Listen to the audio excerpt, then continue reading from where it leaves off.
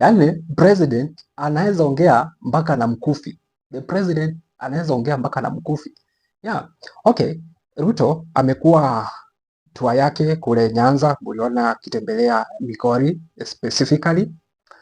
Akakuja akatembelea huku Masai, akatembelea upande wa Narko na pande zingine za Umasai.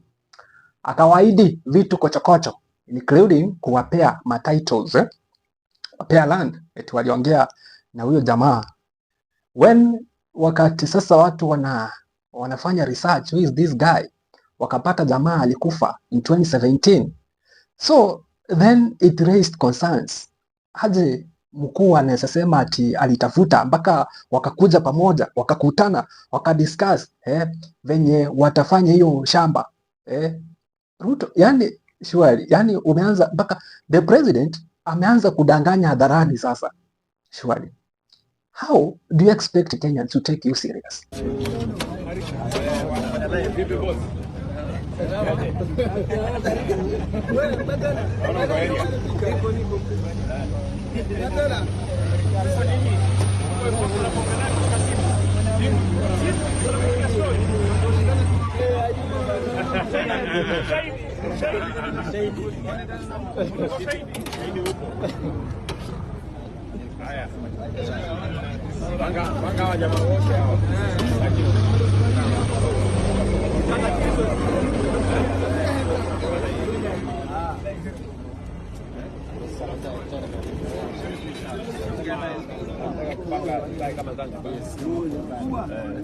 Do you expect Kenyans to take you serious?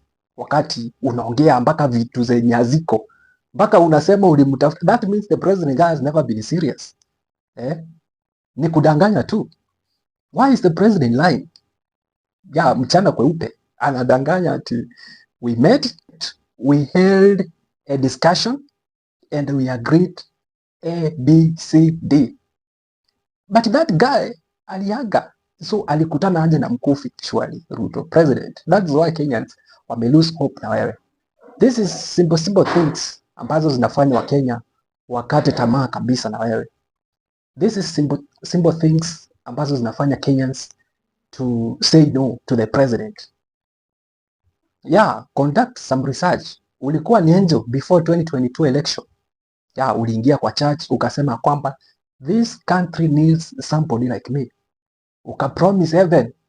Now, see, you are delivering hell. In fact, sometimes, see eti wewe sasa ndio worst president vile, hapana. It's because of what you are saying. That is what you are saying makes you different. Why are you saying things which does not exist? Why are you, for example, over-promising things you can't deliver? Why are you promising heaven and delivering hell? Kenyatta was there, Kibaki was there, Kenyatta first was there, Moi was there. You are not different from them actually. See it walifanya anything better than you, but why are you the worst president? Mbona wewe ndio president worse? Why? It's because, for example, Uhuru Kenyatta didn't, when actually he knew that this one I can't deliver, but he didn't promise it. But for you, unaamuka unasema kwamba ile mwezi in the next 6 months uwanja wa ndege nitaitengeneza hapa, when you know actually there is nothing like that will happen. And that is why Kenyans wameanza kuchukia. Kenyans are not taking you serious. That's why unapata jokes mingi mpaka mtu anaweza kurushia kiatu, something yenye ingesikika in the past. Yani wanakuona wewe ni mtu uko na mchezo tu, mpaka wanaanza kukurushia maviatu, mpaka unaanza kutusiwa online. It's not good. Yeah, just maintain that dignity of the president. That dignity of the president. Okay, I'm saying before I proceed, nimeona makardinali 133 wameweza kuchagua papa rasmi, papa mpya asubiriwa kuwasilishwa rasmi.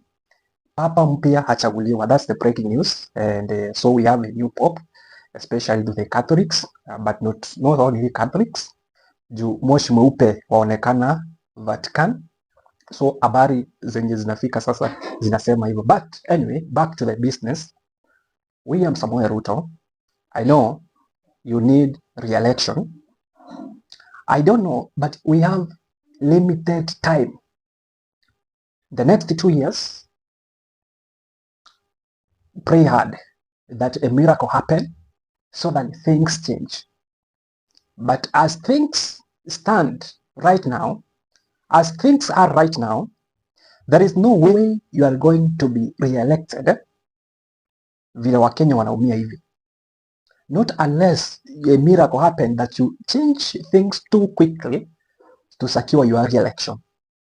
Kenyans are fed up with you. Yes. Unless uibe. And that one we choose if you want to ban this country. Because Wakenya hawezi taka uibe. Hapana. No. Anyway, you need to change. And that is how Kenya will take you seriously. But if you continue this way, it is not going to be good on your side. Najua uko na ma-advisors. I don't know how they are advising you. Uko na national intelligence. You do enjoy national intelligence services, daily briefings. I don't know whether you follow them.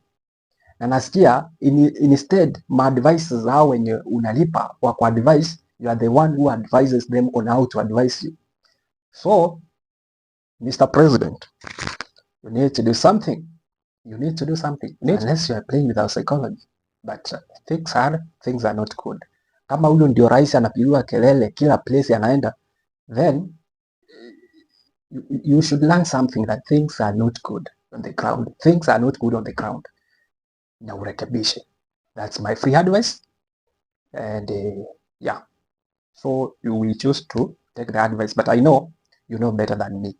So there's a probability kuna venye umejipanga, lakini usijipange na kuiba, hapana. Na hiyo 2027 nitakuwa nimejipanga mbaya sana.